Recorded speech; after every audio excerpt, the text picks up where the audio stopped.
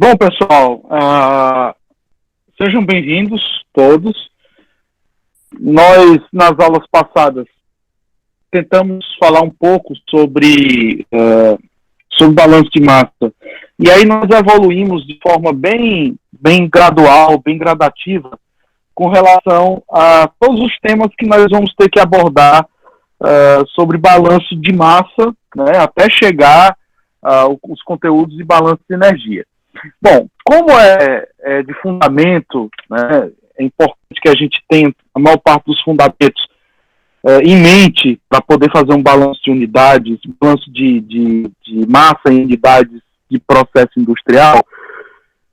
Nós começamos a trabalhar com unidades simples, né? Nós começamos a trabalhar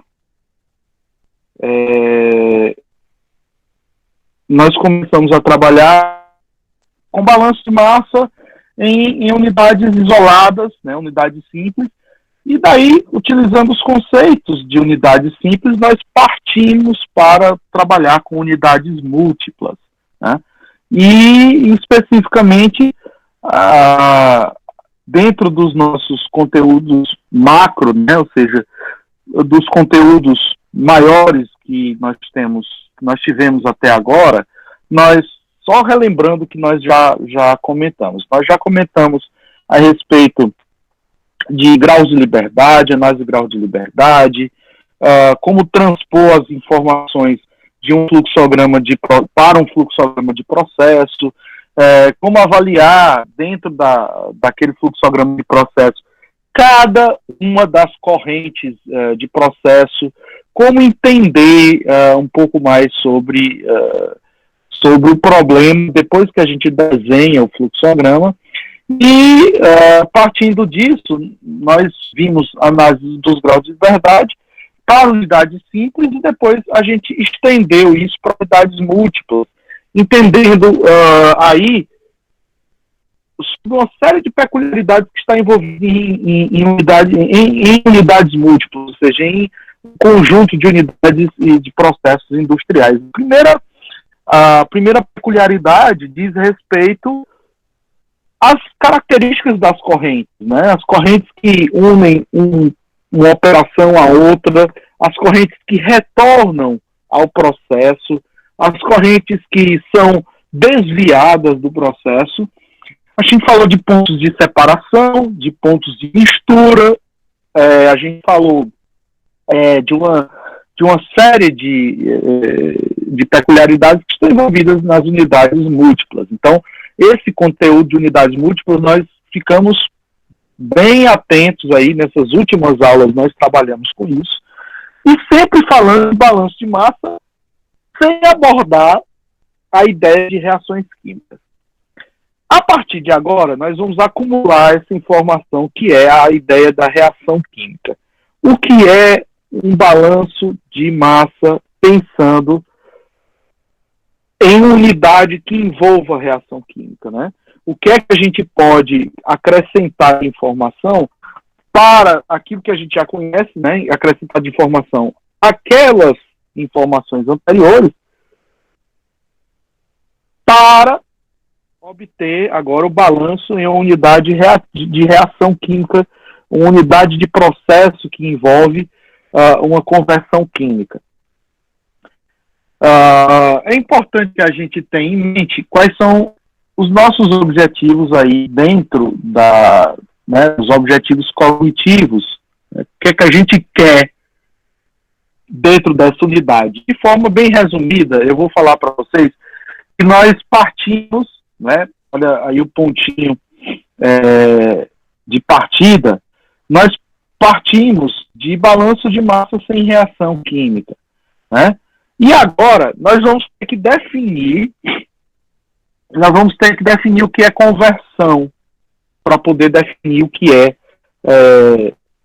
uma reação química, como é que ela se dá, né? Quem está participando de uma reação, quem são os reagentes, quem é o reagente limitante, existe excesso nessa reação química, Bom, são alguns conceitos que vocês já viram lá na química geral, né, na química básica, e que agora nós vamos transpor para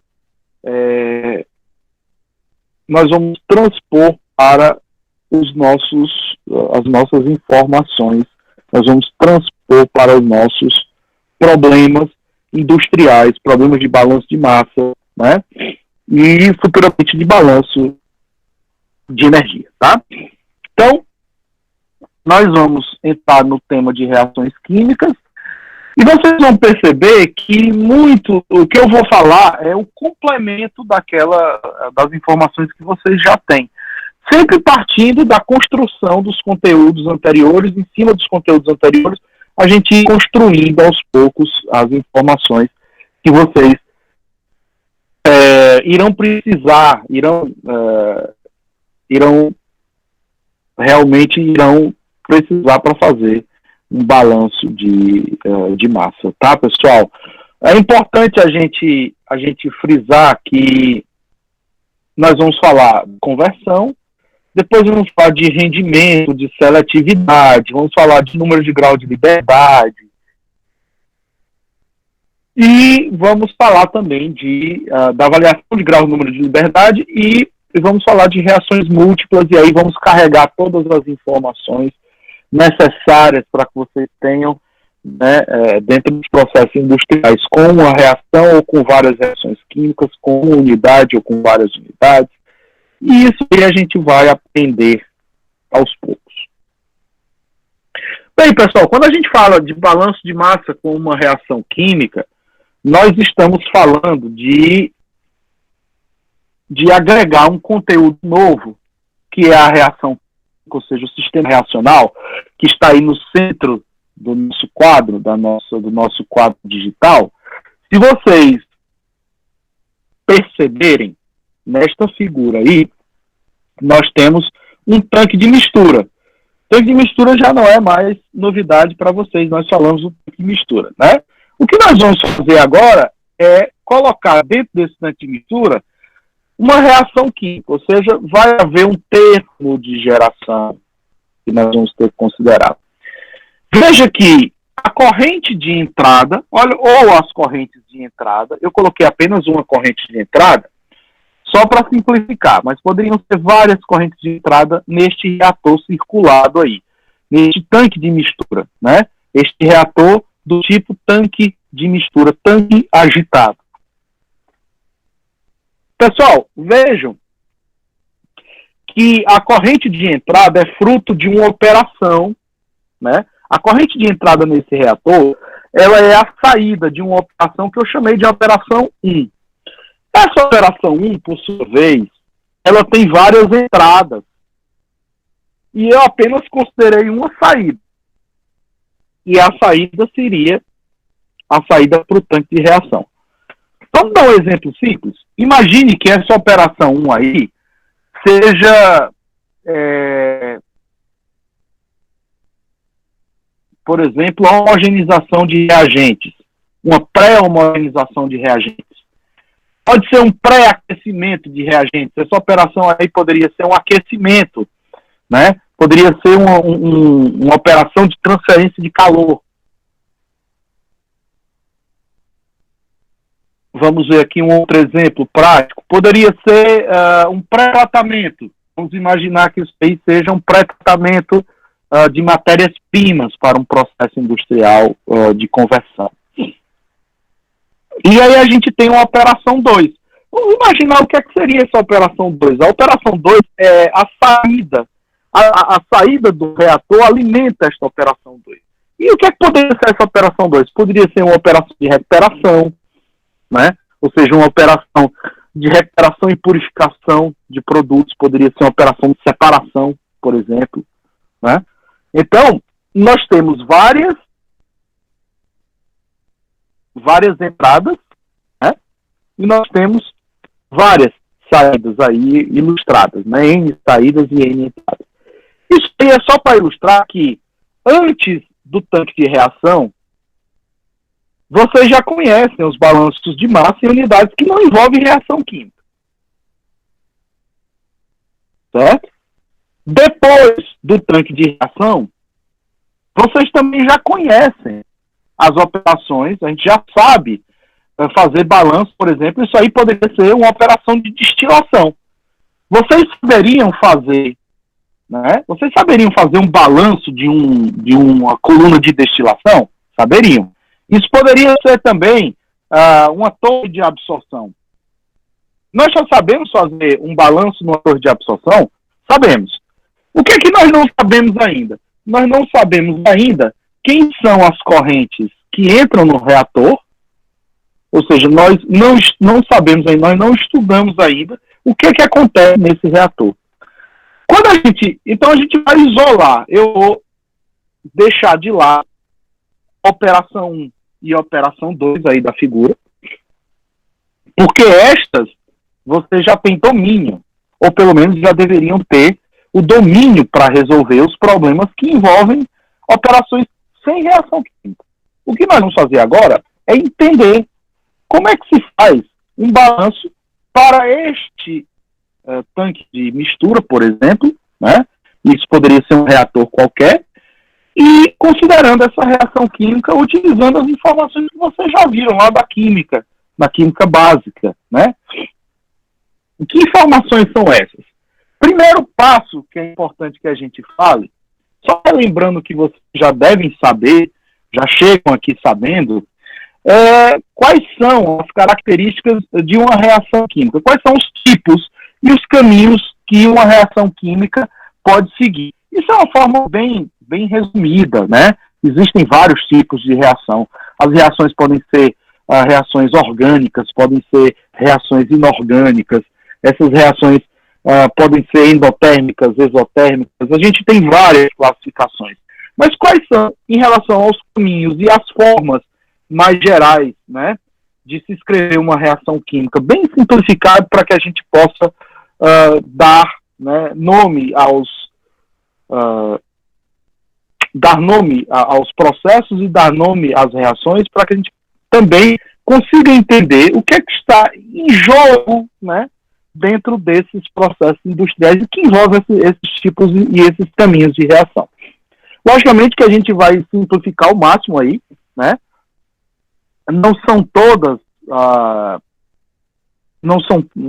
as classificações que nós temos aí escritas, mas são as principais que nós precisamos agora nesse momento. Depois a gente vai expandir um pouco mais esse leque de informações.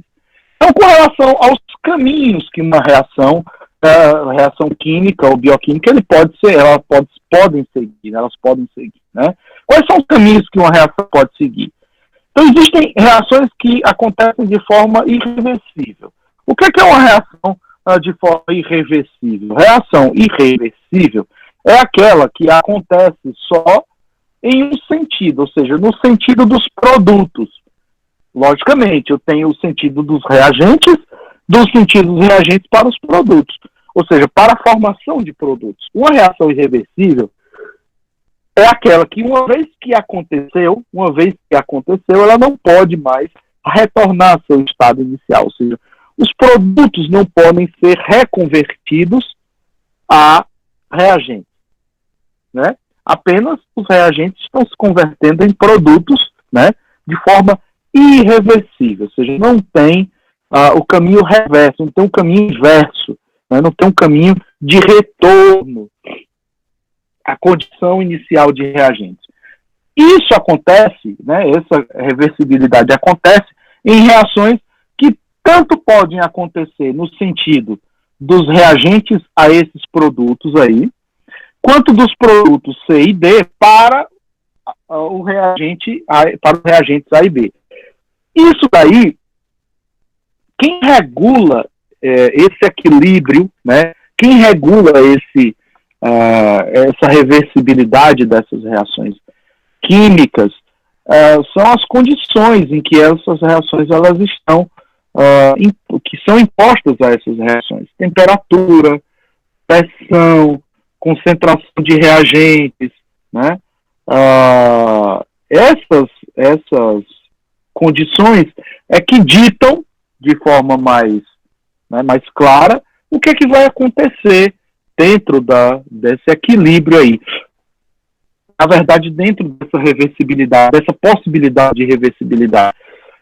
Quem dita tudo isso são as condições que estão envolvidas dentro do processo industrial. E eu posso, né, deslocar este equilíbrio, esta condição de equilíbrio, esta condição de reversibilidade, sempre para o lado que eu desejo, mexendo nessas variáveis, né? Eu posso deslocar o equilíbrio mexendo em temperatura, mexendo em concentração de reagentes, etc, etc, etc.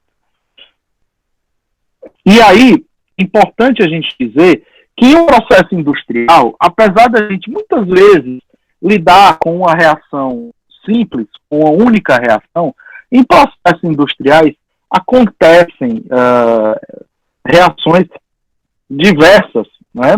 Acontecem reações diversas e é possível que nós não classifiquemos um processo industrial simplesmente por uma única reação. Na maior parte das vezes, os processos industriais, eles acontecem e dentro das reações dos processos de conversão, os processos de conversão química ou bioquímica, envolvem reações paralelas, envolvem séries de reação, ou seja, uma cadeia de reação, tá? Ou seja, desencadeamento de processos industriais, processos químicos que acontecem dentro do processo industrial.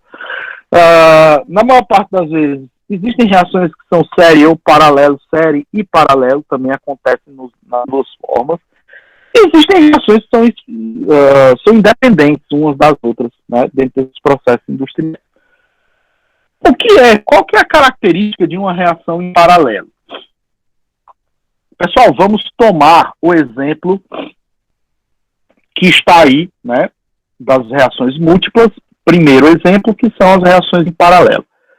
Vamos imaginar que nós temos um processo em que A é um reagente. Ele está se convertendo diretamente em um produto B. Isso através de uma reação, certo? Esse mesmo reagente A, ele está se convertendo em um outro produto, que é o C. O que acontece? Através de uma reação 2, eu tenho um produto C sendo formado a partir do mesmo reagente. O que eu posso dizer disso? Eu posso dizer isso que essa reação, ou seja, o A está sendo consumido, formando paralelamente dois produtos. Que dois produtos são esses? O produto B e o produto C. Tomando agora o exemplo seguinte, ou seja, nas reações em série, o que eu posso observar nesse exemplo aí? Eu tenho um reagente A, que através de uma reação inicial é convertido em um produto B, que em uma outra reação sequencial a essa é convertido em um produto C. O que acontece? Eu tenho aí uma sequência de reações do reagente A para ser convertido ao produto C. Eu tenho um intermediário, uma reação aí que forma um intermediário que é o produto B. Esse produto B é um intermediário para a formação do produto C. Ok? E aí, o produto B ou o produto C podem ser o meu desejado, o produto desejado. Por exemplo, se for o produto B for o meu produto desejado, então eu tenho agora que tentar uma estratégia industrial para minimizar os efeitos de conversão deste produto B desejado em um outro produto, que é o produto C, que é um produto indesejado. Se o produto desejado for o C, então eu não vou ter uma estratégia. Na verdade, eu vou ter uma estratégia para maximizar a formação de B. Eu não teria uma estratégia para minimizar o B. Eu teria uma estratégia para maximizar o B, para a formação de B, para ter uma maior formação do produto C. Tá? Então, essa seria a minha estratégia. Eu não teria uma estratégia de reduzir o produto indesejado, até porque nenhum deles é produto indesejado, tá? Nesse segundo caso. Reações em série paralelo. Como o nome já diz, são reações que acontecem em série e, ao mesmo tempo, acontecem paralelas. Como é que eu posso exemplificar isso? Veja o caso aí do terceiro caso. Eu tenho um reagente A que vai formar dois produtos, o produto B e o produto C. O que acontece? Quando o produto C ele é formado, o que acontece com esse produto C? Esse produto C ele acaba se combinando com o reagente A para formar um outro produto, que é o produto D. Então, pessoal, percebam que o que está acontecendo aí é uma reação em série e uma reação ao mesmo tempo em paralelo. Ou seja, eu tenho o produto A, né? Eu tenho o produto A que está se convertendo em dois outros produtos, mas um deles está reagindo, só acontece quando há a formação do produto C, ou seja, uma reação em série que governa, né, isso aí, ou seja, uma reação em série e uma reação em paralelo, né, dois esquemas reacionais aí em um só processo. E aí nós temos reações independentes. O que são reações independentes? São reações que não estão vinculadas entre si, né? Elas não estão vinculadas uma com a outra, ou seja, nem o produto de uma reação entra como reagente de outra, e assim e por aí vai. E nem acontece de forma seriada, né? São reações independentes e que acontecem, né, especificamente quando você tem reações aí num processo, né, produtos ou impurezas que estão reagindo aí dentro de um processo industrial. Pessoal, quando vocês quiserem, vocês também podem interromper, tá? Podem interromper a aula, né? Assim, a minha fala, para vocês poderem perguntar alguma coisa. Eu não sei, para eu também, para eu ter alguma ideia se vocês estão compreendendo bem aquilo que eu estou falando. Eu gostaria, se possível, vocês pudessem me dar um sinalzinho se eu estou indo rápido demais ou se eu estou indo bem aqui com vocês. Eu não sei como é que está o ritmo aí para vocês. Eu gostaria que vocês me dessem um sinal.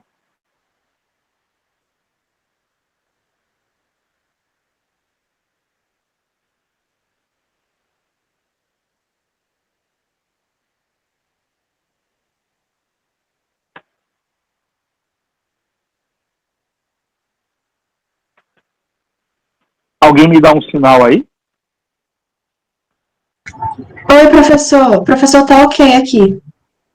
Tá ok, né? E o som também, né? Não tá... Não, tá... Okay. E a Mari e o Maxwell também falaram que o ritmo também tá ok. Tá ok, então beleza. Vamos continuando aqui, que é pra gente seguir nosso roteiro. Pessoal, partindo dessa definição, vocês conseguem olhar essa reação aí e entender a classificação desses processos? Alguém me dê um sinalzinho aí. Que reação é essa? Pessoal, essa é uma reação de hidrogenação do ortocresol metilfenol, né? O ortocresol 2-metilfenol em um reator catalítico com um catalisador à base de níquel, tá? O que é o ortocresol 2-metilfenol? Esse MP que está descrito aí, tá? Olha aí, quem está cursando química orgânica agora esse semestre, dá para entender bem aí o que está acontecendo com essa reação. Mas esse processo de hidrogenação é um processo industrial, né? Um processo industrial. E o que acontece? O ortocresol 2-metilfenol, o MP, ele pode ser convertido, ele vai ser convertido em 2-metilciclohexanol, que é este ON que está descrito aí na figura. Bem, o que vai acontecer? Este 2-metilciclohexanol, ele vai se converter em 2 isômeros, tá? Eu tenho 2 isômeros aí. Pessoal, uma pergunta que eu faço a vocês. Que tipo de reação está acontecendo aí? Dentro dessas classificações, alguém pode me dizer?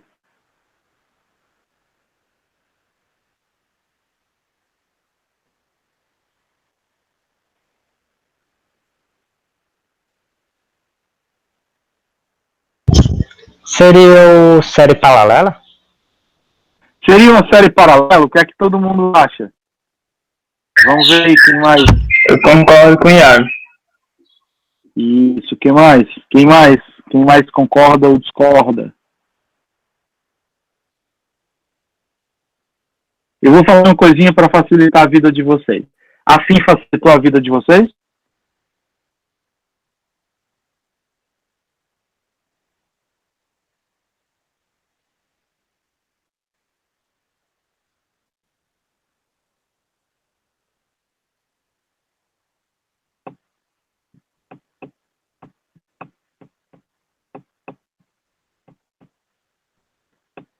Facilitou a vida de vocês?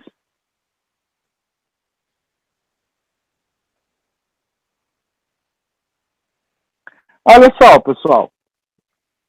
Vamos aqui entender aqui de forma mais clássica. Essas são reações reversíveis ou irreversíveis?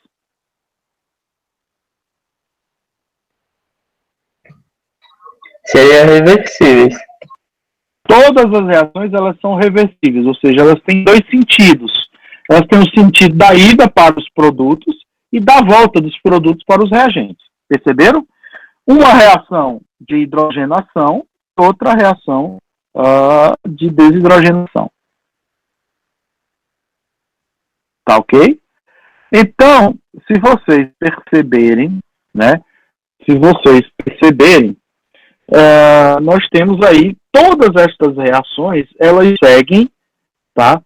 Todas estas reações, elas seguem um sentido. E aí, até só para vocês corrigirem, aqui, ó, eu estou vendo aqui, ó, só ninguém percebeu esse errinho, né? Eu vou ter que corrigir aqui depois. Mas tem um errinho aqui.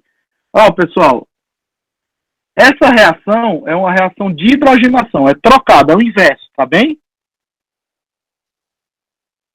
Deixa eu fazer aqui uma coisa. Ó, pessoal, isso aqui, ó, isso aqui, deixa eu pegar aqui, ó, esse daqui, ele deve vir para cá. E esse daqui deve vir para cá. Certo? Só para corrigir aí. Tá ok, pessoal? Pois é, eu errei, tá? Então é só para vocês terem uma ideia. Vocês podem aqui, ó, perceber aqui, ó. Tá? Esse aqui esse aqui deveria ser o positivo, ou desculpa, o negativo, e esse aqui deveria ser o positivo. Tá? Ok, pessoal. O sinal está errado, mas vamos voltar lá a nossa reação. Veja só que aqui é o seguinte, pessoal. Ó, eu vou escrever aqui para vocês. Deixa eu melhorar aqui isso aqui. Tá? Ó, isso aqui, ó. Opa. Vou botar um maior aqui. Eu tenho, tá? Só para vocês terem uma ideia, eu tenho o reagente A. Esse reagente A, ele está se convertendo em um produto B. Isso é uma reação reversível em série, né? Por exemplo, isso aqui indo para um produto C. E aqui indo para um produto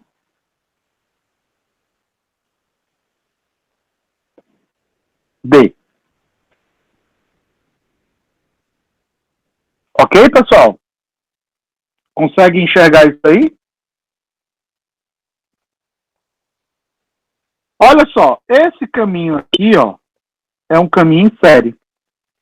O reagente B, ele está se formando aqui, né, está se decompondo em 2 isômeros, né? Na verdade, isso aí é uma reação que acontece, né, sequenciada, tá? É como se fosse uma reaçãozinha em paralelo. Na verdade, isso aqui é só um intermediário que vai formar essa mistura aqui, ó. Ok? Bom, pessoal, já rabisquei aqui, então vamos voltar ao nosso quadro. Opa.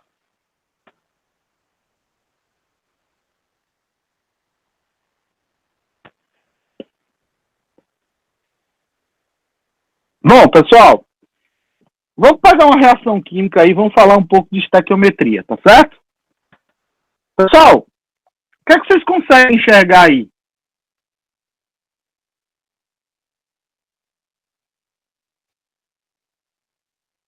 O que é que vocês conseguem enxergar aí, pessoal? Falem um pouco para mim. Pra eu saber se vocês estão realmente acordados. O que é que está acontecendo? Eu estou, na verdade, fazendo um processo de conversão do SO2 em SO3. Né? Um processo aí que eu tenho o SO2 sendo convertido em SO3. Certo? Como é que isso se dá? Como é que esse processo se dá? Como é que ele acontece? Né?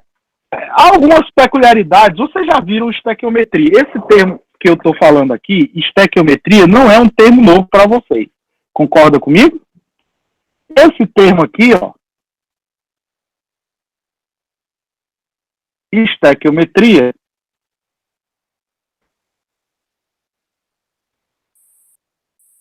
não é um termo novo para vocês. É um termo que vocês viram lá da química geral, né? O que é que a gente avalia na estequiometria? O que é que a gente vê, né, nos processos aí industriais? O que é que a gente vai ver da estequiometria dentro de um processo industrial, né, dentro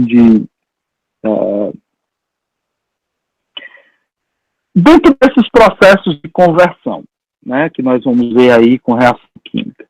Primeira coisa é que é importante que a gente tenha a seguinte ideia, né? Vocês se lembram, eu vou tentar recordar para vocês se lembram lá do passado, lá das nossas aulas passadas, quando a gente fez um exercício pensando em sistemas industriais, e a gente falou de variáveis de processo. Vocês se lembram do exemplo que foi dado? Não sei se vocês se recordam, já faz algum tempo, que nós falamos eu peguei com vocês, quando a gente estava falando de variáveis de processo, a gente fez de forma prática, a gente pegou um tanque de mistura que acontecia uma reação química e eu pedi para que vocês, né, a gente parou a aula, eu mostrei o que acontecia, né, as etapas que aconteciam, passo a passo, e eu pedi para que vocês elaborassem para mim um relatório. Vocês se lembram disso? Olha, pessoal, elaborem um relatório dizendo o que acontece com listando as variáveis de processo, né? Então eu contei uma historinha para vocês, que vocês eram estagiários e vocês tinham sido colocados para avaliar um sistema reacional, de reação química, né? E vocês tinham que anotar e fazer um relatório sobre as principais variáveis de processo. Foi o primeiro trabalho de vocês em sala. Se vocês se recordarem, a gente tinha um sistema que era um tanque, e eu passava as informações para vocês, e vocês observavam as informações, tá? Vocês observavam as informações e iam elaborando um relatório. Eu passei 2 vezes, né, o vídeo não, eu passava slide a slide e vocês iam acompanhando, né? Então, vocês se lembram que tinha alteração de pressão, alteração de temperatura, e as variáveis de processo que vocês listaram foi temperatura, pressão, volume do tanque. Lembra disso? A gente fez esse exercício nas primeiras aulas, né? Então, a gente trabalhando com isso, a gente falou, em cima de tudo isso aí, a gente falou do que é fluxo de matéria, sistema aberto, sistema fechado, e a gente, em cima disso, foi trabalhando com o que é processo contínuo, processo descontínuo, etc, etc, etc. As reações industriais, elas acontecem da mesma forma. Elas acontecem em processos contínuos, em reatores, que operam de forma continuada, continuamente, e também podem acontecer em reatores que são descontínuos, ou seja, que operam de forma descontinuada. Como exemplo bem prático, né, por exemplo, vamos dar aqui um exemplo prático. Um tanque com agitação mecânica, no qual todos os reagentes eles são introduzidos no reator em uma única vez, em uma única etapa, né? E em seguida eles são misturados, né? E assim eles reagem entre si, né? Após algum tempo, os produtos obtidos eles são descarregados de uma única vez do reator, né? A gente chama esse tipo de processo em batelada, ou um reator em batelada, que na maior parte das vezes são tanques de mistura, né? Tanques agitados. Vamos imaginar, e aí eu já citei para vocês esse exemplo no passado, e desde que a gente começou a trabalhar, eu citei esse tipo de configuração reacional, mas vamos imaginar que a gente tenha um tanque agitado, aí da mesma maneira que a gente tinha o tanque agitado descontínuo, um tanque agitado que tem escoamento contínuo e sem acúmulo de reagentes ou produtos, né? Ou seja, eu não tenho acúmulo lá no reator, então o que eu estou alimentando, estou removendo, alimentando e removendo continuamente. Esse sistema é o que nós chamamos de sistema reacional de mistura contínuo, tá?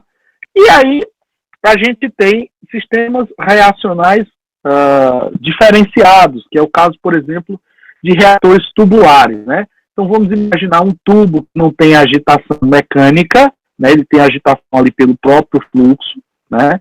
E no qual todas as partículas elas escoam com a mesma velocidade na direção do fluxo. A gente chama esse tipo de configuração de reator tubular. Bom, pessoal, é importante que a gente... Eu vou voltar a isso aí, eu vou voltar a esses exemplos, mas é interessante que a gente parta aí do que é a estequiometria da reação dentro desses processos industriais para depois caracterizar o sistema como um todo. Vamos falar um pouco do que é a estequiometria, só lembrando. O que é que acontece aí, observando essa reação química? Nessa reação química, eu posso dizer para vocês que, estequiometricamente, o que está acontecendo? Eu tenho duas moléculas de SO2, elas estão se combinando para formar duas moléculas de SO3. O que a gente pode perceber deste processo? Primeiro, o número de espécies, né, o número de espécies aí envolvidas, né? Eu tenho SO2, eu tenho SO3 e tenho oxigênio, né? O que eu percebo? Que o número de átomos envolvidos aí, o número de espécies atômicas envolvidas nesse processo, ele se conserva. Ele se conserva aí o número de espécies atômicas. Repito, número de espécies atômicas. O que acontece? Como é que eu escrevo isso de forma estequiométrica? Eu escrevo isso da seguinte maneira. Eu tenho duas moléculas, 2 moles de SO2, se combinando com uma molécula, com 1 mol de oxigênio, para formar 2 moléculas de SO3. É assim que eu descrevo estequiometricamente esse processo aí, né? De forma bem simples, de forma bem prática, é assim que eu escrevo esse processo. Bem, pessoal, o que a gente pode dizer? Quem é esse rapazinho aí que está aí nessa figurinha? Esse rapazinho aí é o Lavoisier.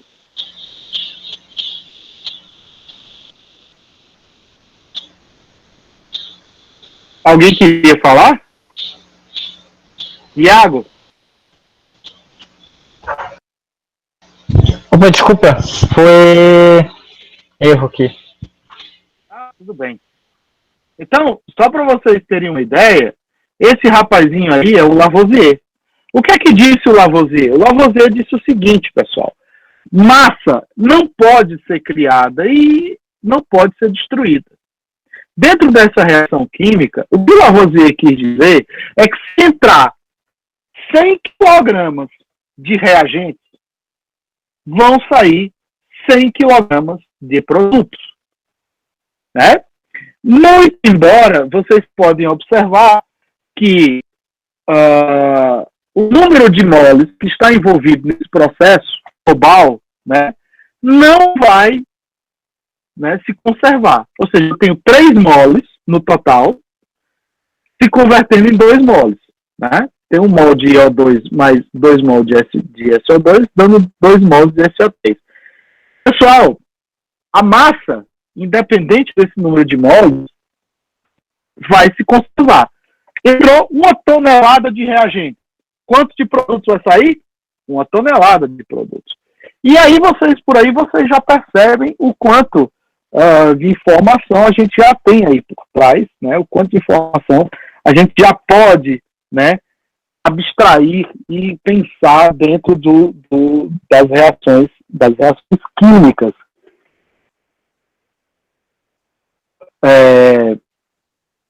Então vamos considerar a produção de 200 kmol por hora. Olha só, não é 200 kg por hora, é 200 kmol por hora de SO3. Eu estou produzindo, não estou produzindo 200 kmol por hora de SO3. Isso num tanque de reação. Num reator. Num sistema de reação. Tá? Vamos imaginar que eu tenho um reator e esse reator está formando essa quantidade aí de SO3. Tá? Minha base de cálculo, portanto, é quanto? 200 kmol por hora de SO3. Né?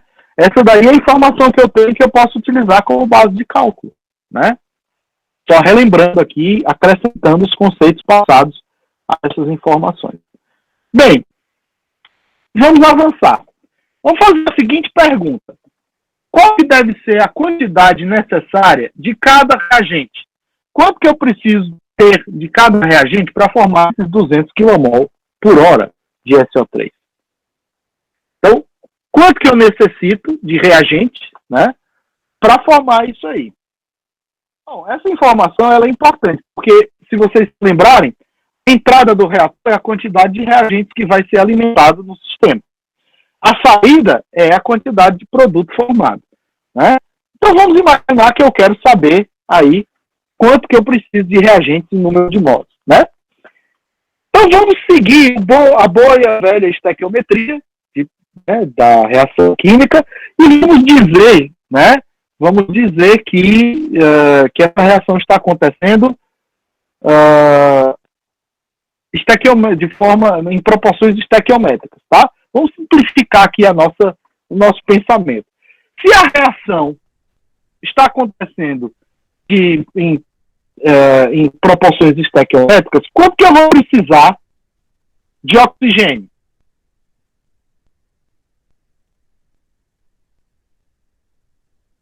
Alguém pode me dizer? Quanto que eu precisaria de oxigênio? Seria a metade A metade de SO3. Exatamente, ou seja, eu precisaria de 100 kmol por hora de oxigênio e precisaria da mesma quantidade de SO3 formada para alimentar, né, aqui de SO2, ou seja, 200 kmol por hora de SO2. Isso mesmo, então precisaria de 200 kmol de SO2 e 100 kmol de SO3, kmol por hora. Perceba o seguinte, vamos pegar essa razão operativa aí, que é pegar essa quantidade estequiométrica, essa quantidade que vai reagir, né, que eu posso dizer que é o que reage, é o que vai reagir no processo, né, para cada 200 kmol mais 100 kmol de oxigênio, eu vou ter 200 kmol de SO3. É isso que a estequiometria dita, é isso que a estequiometria me diz. Então, vamos pegar essa quantidade processada e dividir pelo coeficiente estequiométrico. Quem que é o coeficiente estequiométrico? Para o SO2, o coeficiente estequiométrico é 2. Para o oxigênio, o coeficiente estequiométrico é 1. Para o SO3, o coeficiente estequiométrico é 2. Então, vamos dividir essa quantidade processada por esse coeficiente estequiométrico. Ou seja, vamos dividir 200 por 2. 100 por 1 e 200 por 2. O que é que vocês podem observar? Que se eu pegar essa quantidade processada e dividir por esse coeficiente estequiométrico pelos coeficientes estequiométricos, né, essa razão é uma razão característica de reação, ou seja, ela é a mesma para todas as substâncias. Ela é característica desse processo. Tá? Ela se repete, ou seja, se eu dividir 200 por 2, que é pegar a quantidade processada e dividir pelo coeficiente estequiométrico, vai dar o mesmo para cada uma das espécies, né?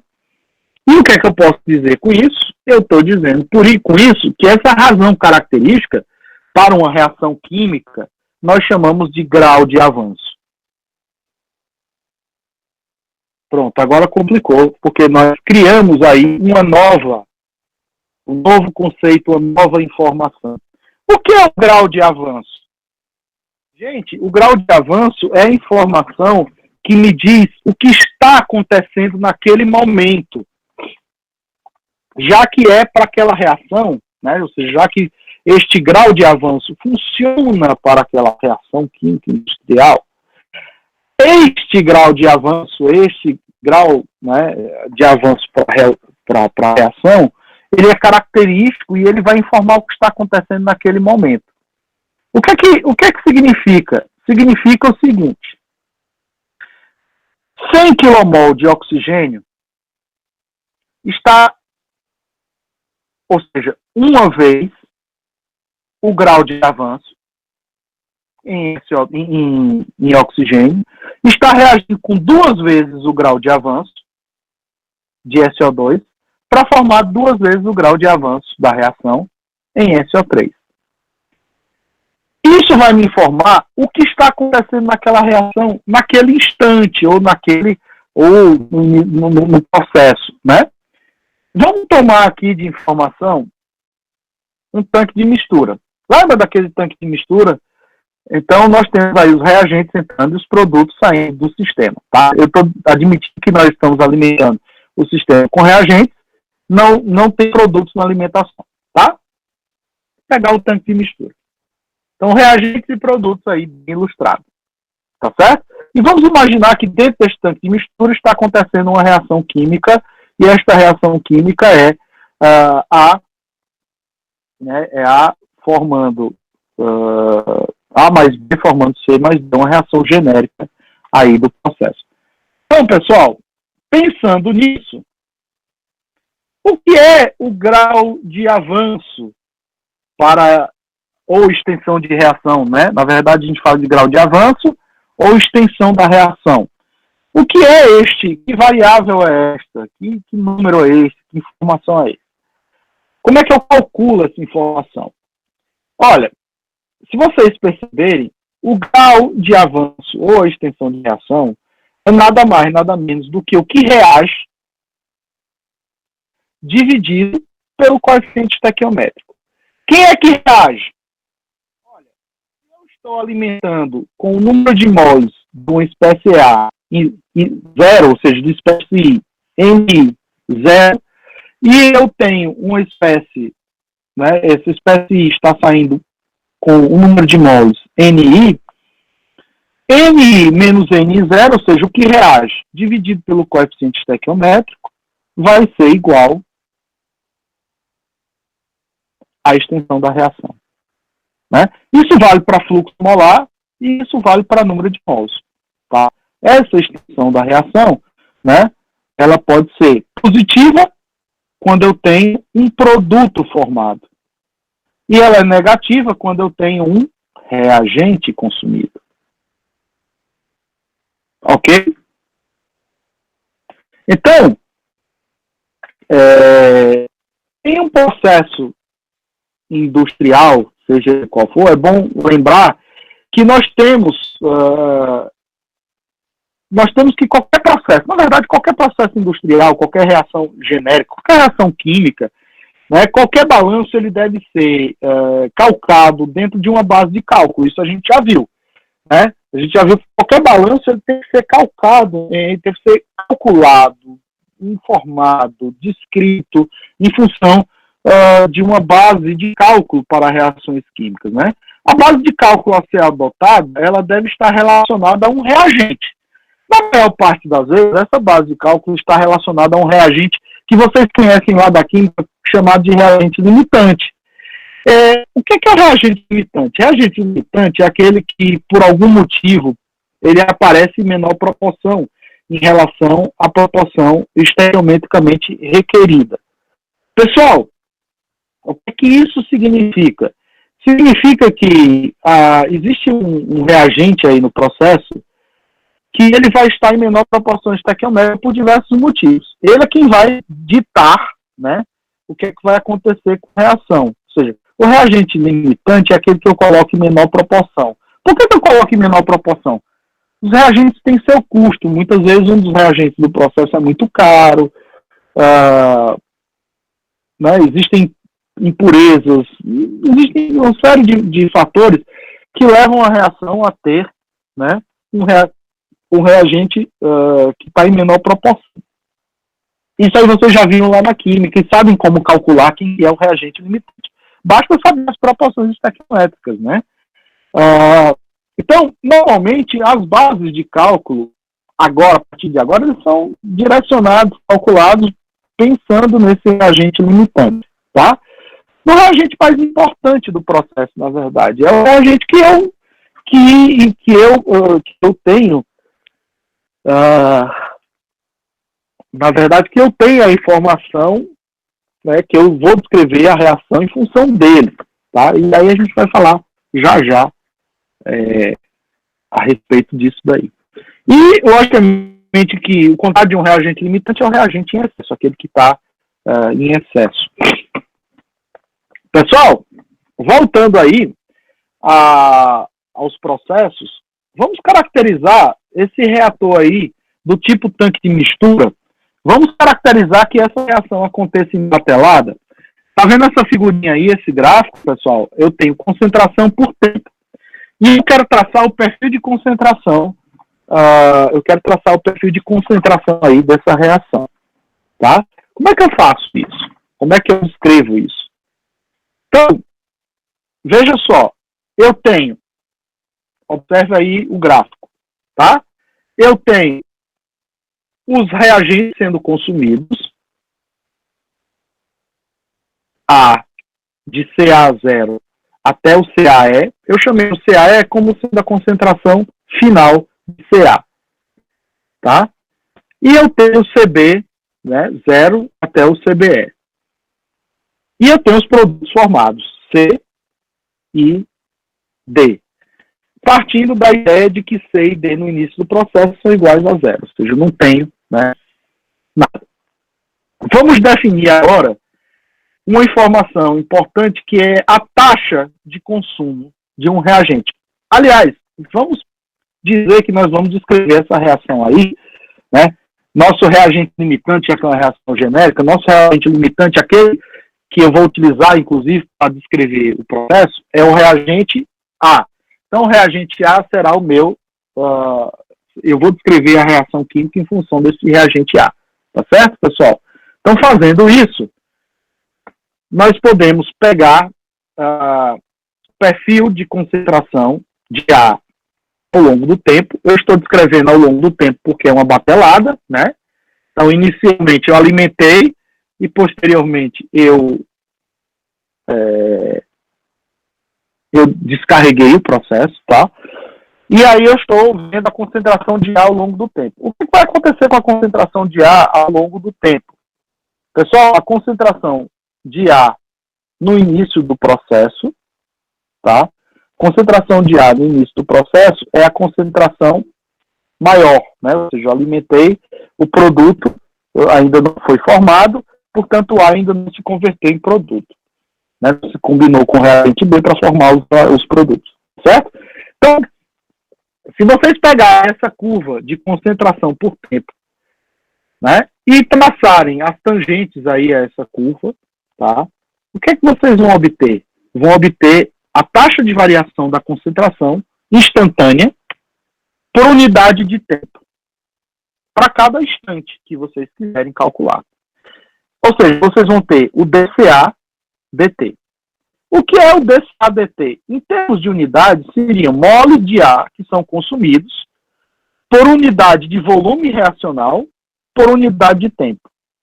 Isso, na verdade, é uma taxa de consumo do reagente A. Vamos considerar que esse volume desse tanque é um volume constante. Por quê? Eu alimentei e a reação química ela acontece a um volume constante. Então, o que eu estou falando aí para vocês é que o que eu estou avaliando é a taxa de consumo do reagente A ao longo do tempo, tá? Isso daí é a velocidade com que o A é consumido, ou seja, é a velocidade da reação de consumo ditada em forma de consumo do reagente A, né? A velocidade de reação. Quando vocês estudarem lá em reatores, quando vocês forem estudar lá em reatores, né, químicos, vocês vão ver isso com maior detalhe, vocês vão ver essa informação com maior detalhe. Eu não posso deixar passar essa informação porque ela é uma informação muito importante. Por que eu estou dizendo isso? Olha, se vocês pegarem, isso está na minha cabeça há muito tempo, até porque eu fui professor, né, lecionei reatores, cálculo de reatores, no curso de graduação também, e uma coisa que me ficou na cabeça, eu utilizo o livro do professor Scott Fogler, né? O professor Fogler, ele fala da cinética das reações químicas, e ele diz uma coisa bem interessante, né? Adaptando aqui as minhas palavras, porque eu não estou com as frases ainda aqui na minha mão, mas adaptando as minhas palavras, ele diz que a cinética química, né, e o projeto de reatores químicos, eles são o coração de quase todos os produtos químicos industriais, obviamente, porque a cinética descreve a velocidade com que essas reações acontecem, né? Descreve como que essas reações rolam no tempo, por exemplo, né? Cinética, a gente está falando do tempo, do transcurso da reação no tempo, né? E é principalmente o conhecimento dessa cinética química, né, e do projeto dos reatores que vão distinguir, inclusive, o engenheiro químico de qualquer outro engenheiro. Essa ideia do professor Fogler, e que está descrito logo no primeiro capítulo, logo no capítulo de introdução do livro. Isso ficou na minha cabeça, porque realmente, se a gente pensar nas engenharias e pensar na engenharia química, o que a gente consegue dominar são os processos que envolvem, né, conversões, transformações da matéria, né? A gente lida com as transformações da matéria, né, utilizando processos industriais em larga escala. Inclusive, é o conhecimento desses reatores, do projeto desses reatores, que nos diferencia, inclusive, dos próprios químicos, né? Então, hoje vocês começam, né, hoje é o primeiro dia de vocês na disciplina de cálculo de reatores, né? Não é à toa que vocês estão aqui, né? Hoje é o primeiro dia que vocês começam a falar de reatores químicos. De forma mais superficial, obviamente, porque aqui nós não temos o objetivo de lidar com o projeto de reatores. Mas nós vamos ver os balanços de massa, que lá nós vamos utilizar, inclusive, as mesmas nomenclaturas que lá na frente vocês vão utilizar. Tá? Então, esse alerta fica aqui para vocês, para que vocês deem um pouco de atenção a isso, que hoje nós estamos começando a construir a disciplina de cálculo de reatores. É interessante porque, como o nosso curso é um curso que vai gradualmente evoluindo, é importante que vocês tenham em mente que essa evolução gradual vai culminar lá na frente com a disciplina de projeto de tecnologia industrial, que é uma disciplina de projeto de equipamentos, que é um projeto de reator, né?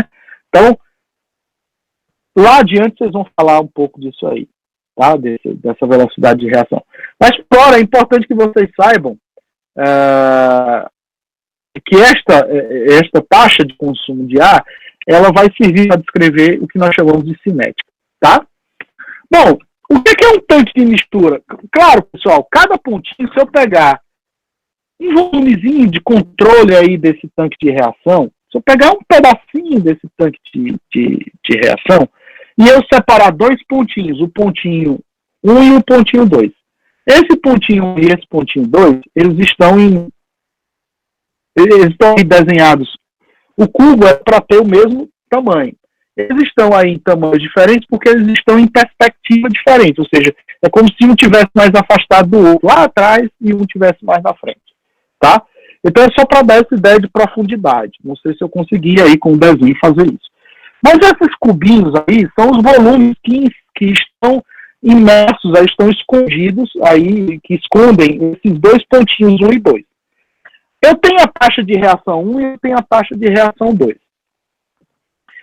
Por que eu tenho um sistema de agitação? Eu tenho um sistema de agitação para garantir que os pontinhos eles tenham taxas de reação semelhantes, ou seja, que a reação ela aconteça em todos os pontos do mesmo jeito, ou seja, que eu tenho contato entre os reagentes A e B, por exemplo, que seja o mesmo contato que acontece lá no começo do processo, né? Ou que acontece, desculpa, no começo não, que acontece no espaço 1 ou no pontinho 2, que eles sejam iguais, né? Que não haja diferença entre esses pontinhos aí, que não haja diferença entre as taxas de reação nesses pontinhos. E se a gente for fazer um balanço diferencial, eu posso dizer que tudo que entra no sistema, ou seja, tudo que entra no sistema em mol por unidade de tempo, mas tudo que sai, menos tudo que sai em mol por unidade de tempo, mais aquilo que é gerado, na verdade, mais ou menos aquilo que é gerado ou consumido, vai ser igual a um acúmulo em termos de número de mols. Eu estou colocando em número de mols, mas pode ser massa também, né? A gente pode avaliar massa também, mas o número de mols é importante que a gente faça isso aí. É importante que a gente avalie esse número de mols, porque lá em reatores químicos, a gente vai trabalhar sempre com número de mols e nunca com massa. Mas a gente vai ver as duas formas para vocês abrirem a mente de vocês. Ou seja, o que é que eu estou fazendo? Lembra lá do balanço, da forma global de desenhar um balanço de massa, o que entra, mais o que é consumido, menos o que é consumido, mais o que é gerado, menos o que sai, é igual o que é acumulado. É isso aí que eu estou escrevendo, né? Eu só escrevi agora com a notação um pouco diferente. Mas nós vamos tratar disso. Né? Vamos tratar disso aí mais adiante com exemplos práticos para isso ficar bem claro na cabeça de vocês. Olha, pessoal, considerando esse reator do tipo tanque de mistura, quem que é esse R? Quem que é essa taxa de reação? Essa taxa de reação, ou seja, quem é essa taxa de consumo, por exemplo, para o reagente A? Seria a variação da concentração, no caso de um reator embatelado, aí pensando no reator embatelado. A taxa de variação da concentração desse componente A dividido pelo tempo, ou seja, a taxa de variação no tempo deste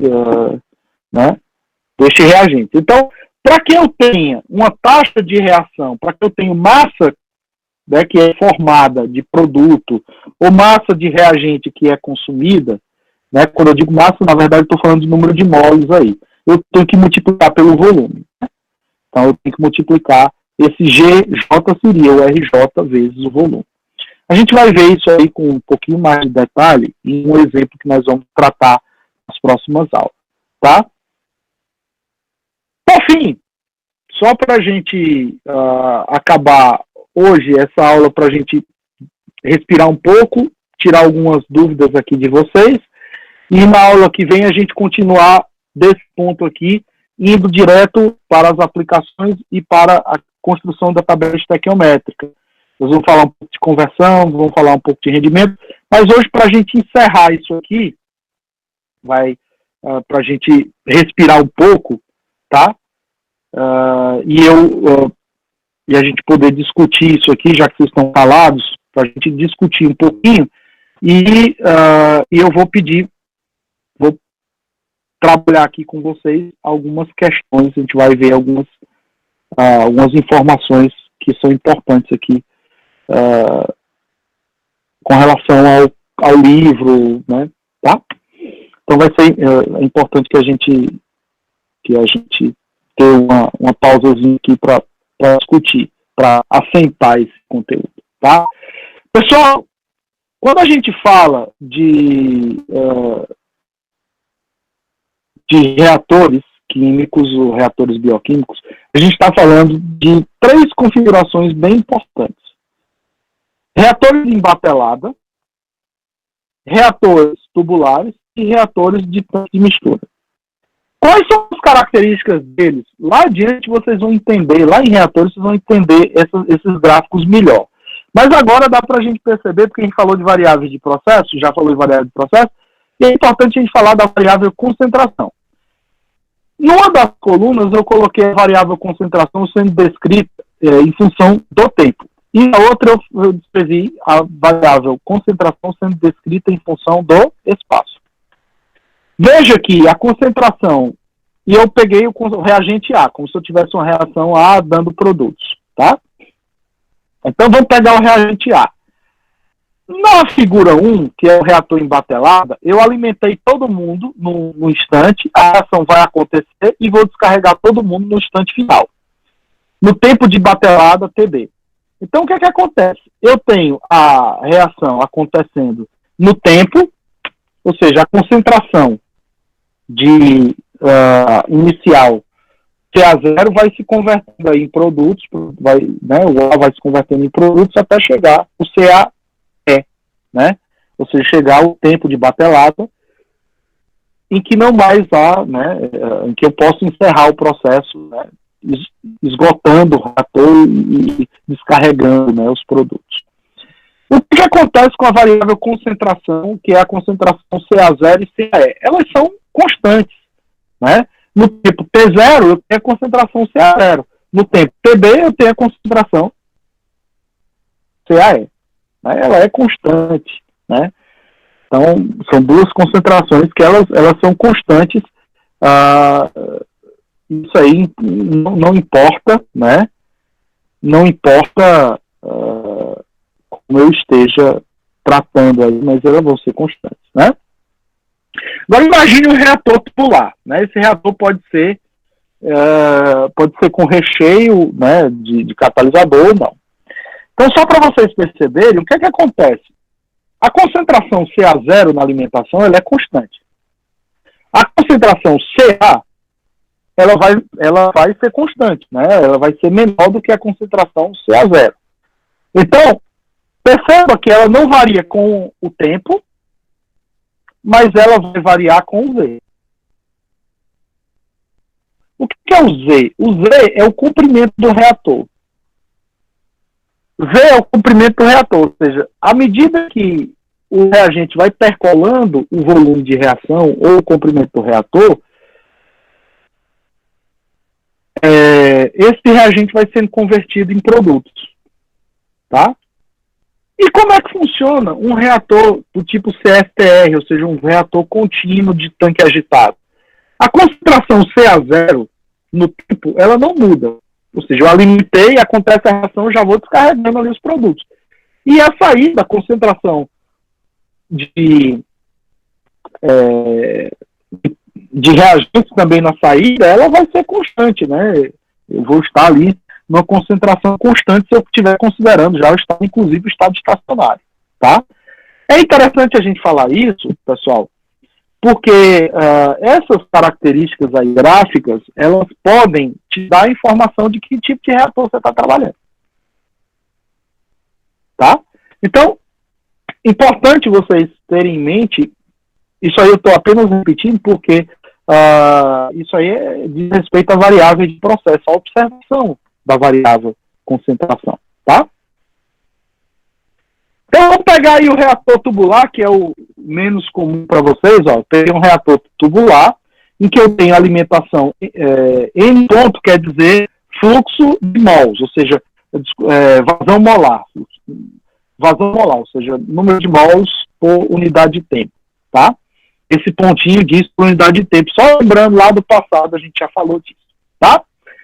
Então, eu tenho duas configurações de reatores tubulares. Uma delas é de fluxo pistão, né? Ou seja, eu tenho o fluxo, eu tenho um tubo sem preenchimento nenhum, ou seja, sem recheio nenhum, em que o fluido vai passando por esse tubo, né? O fluxo de reagentes vai passando por esse tubo e a reação vai acontecendo, né, ao longo desse percurso.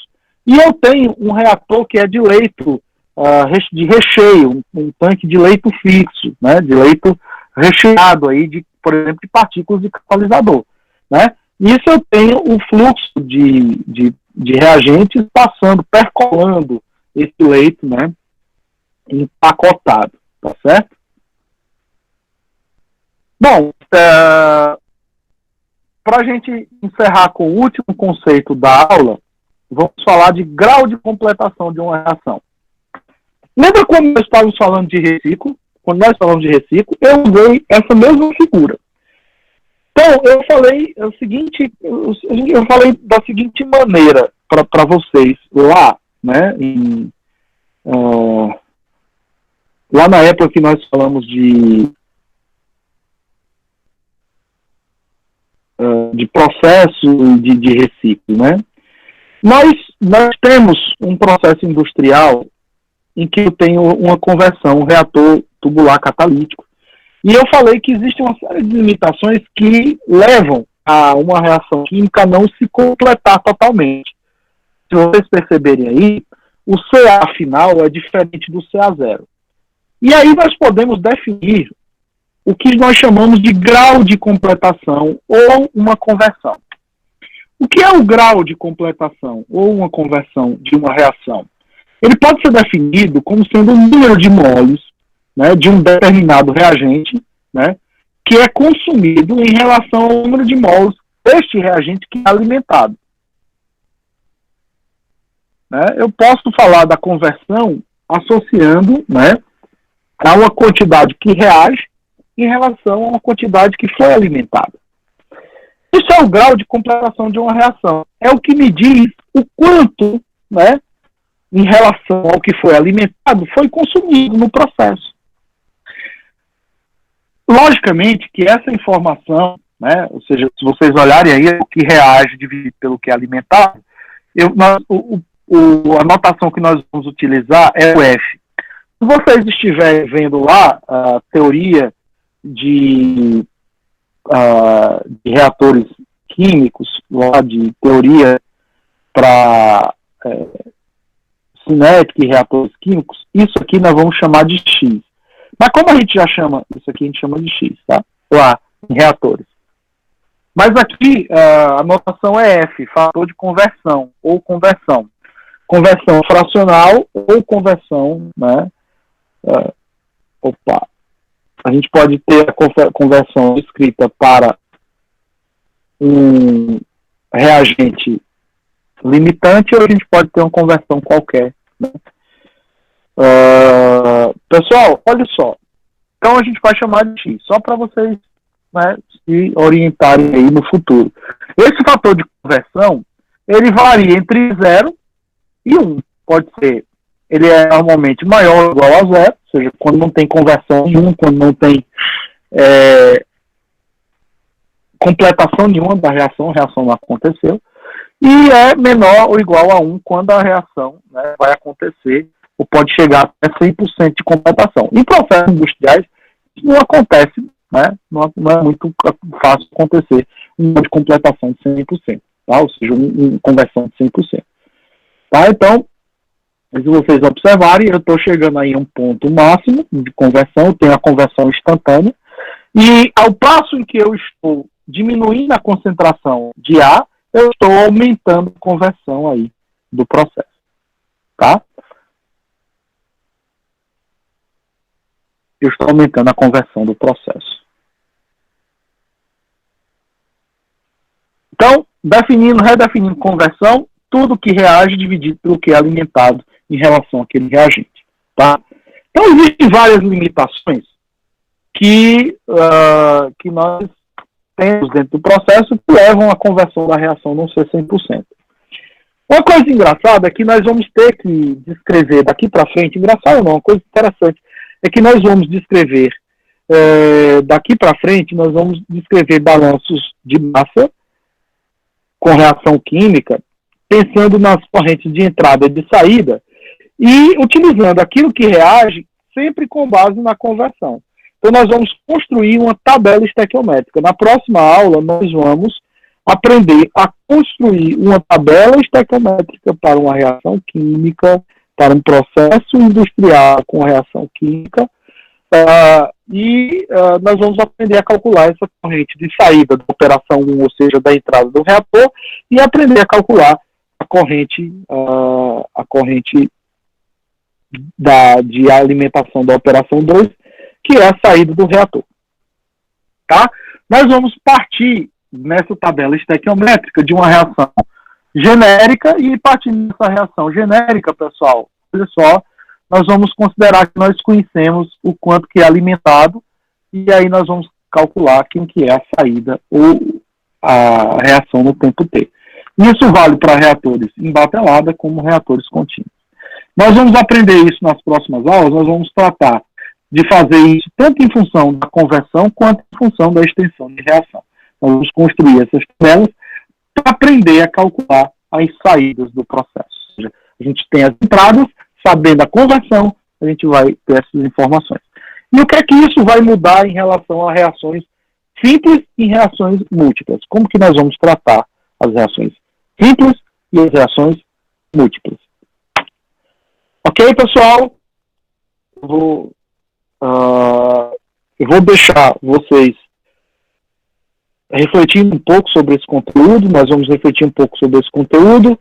É importante que vocês revisem os conteúdos passados e deem uma lida no livro, dentro dessa primeira parte, para que vocês tenham maior habilidade, né, em tratar esse conteúdo nas próximas aulas. Tá ok, pessoal? Muito obrigado.